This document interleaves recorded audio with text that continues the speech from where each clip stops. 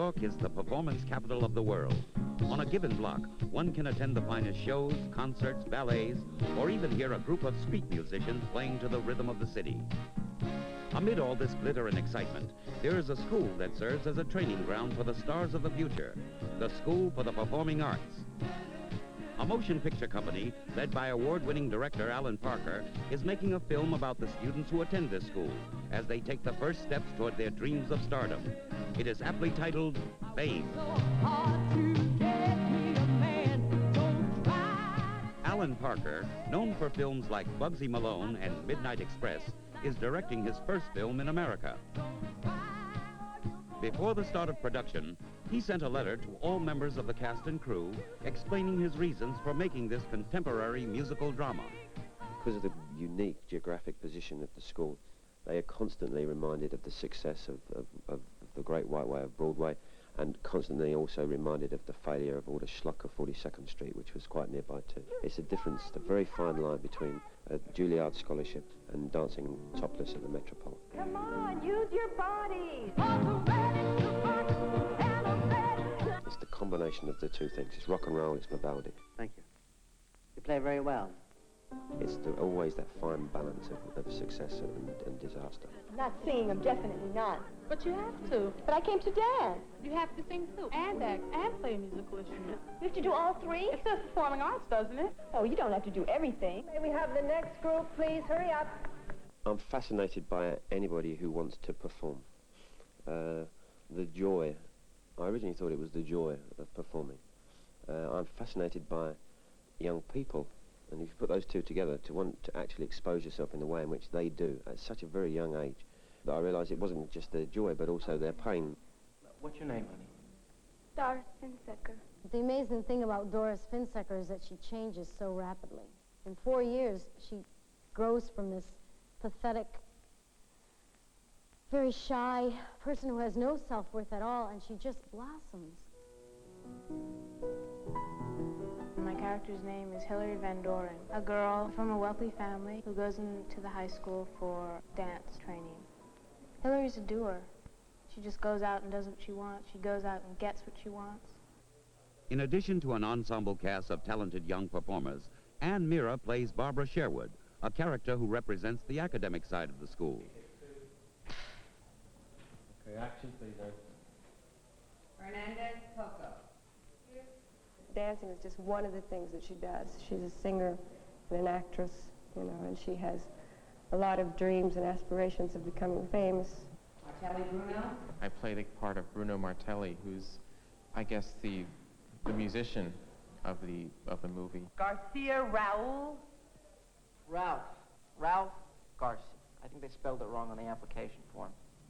Garcia Ralph. Here. He's talented enough to know that he wants to get out of the school. He's talented enough to know that he's alienated from the people around him. McNeil Montgomery. Here. He's a very serious, young, sensitive artist. Monroe Lisa. Yes. She's in the dance department, but through the course of the movie, she realizes, or she's told, that dance is not for her. Johnson Leroy. Johnson Leroy. This is a classroom, Mr. Johnson. He didn't care nothing about reading or writing. He just danced. Why are you here, Mr. Johnson? Because I was young and single and I loved the mingle. Speak English. Speak like I like. This is my homeroom. You'll speak as I like. She represents that authority and that reality. And she is the one person that brings us, the audience, always back to the fact that you know, maybe there is another side other than these dreams, which are wonderful to see, but they're not always realized. Acting is the hardest profession in the world. Music is the hardest profession of them all. Dance is the hardest department in the school. Okay, ready? Open up. Choreographer Louis Falco is an acclaimed member of the international dance community. He makes his film debut as the choreographer for Fame. What you have at the high school is you have ballet classes, you have modern classes, you have a minuet class, then there's lunchroom scenes which involve a great deal of disco because that's what they do during the lunch hour. We laid out a lot of material. It's just sequences and it still has to be worked out dramatically as to what's happening. kids do jam at lunchtime and they create their own music and they are always dancing and moving. We have heightened that reality because it is an entertainment. But you look at it and I think you're excited by it, but never ever do you ever think, well, maybe this would never happen. It could very well happen. 404, take 1, camera A. 404B, take 1, camera B.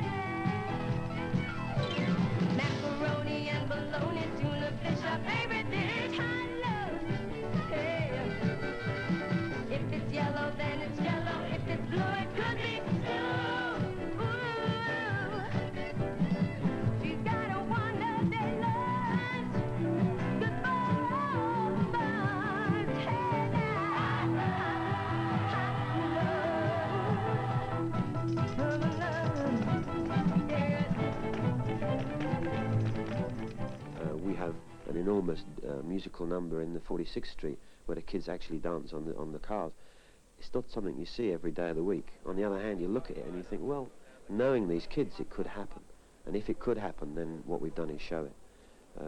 And these kids just don't dance, they dance brilliantly. Because the kids at that school are brilliantly talented kids. It's always pushing that reality to as far as you can, but never stepping over into it ever being surreal or being phony.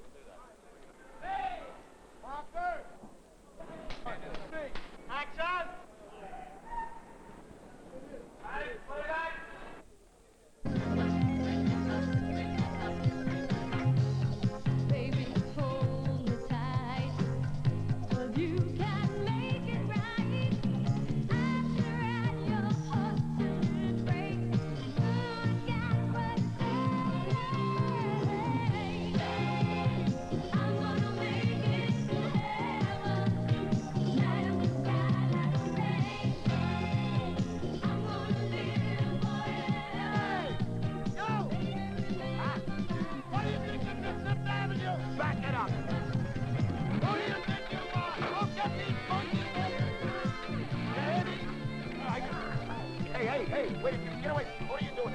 Yeah, how do you like that? Pick that up, pick it up. You like that? Pick it up. Youngster, pick it up.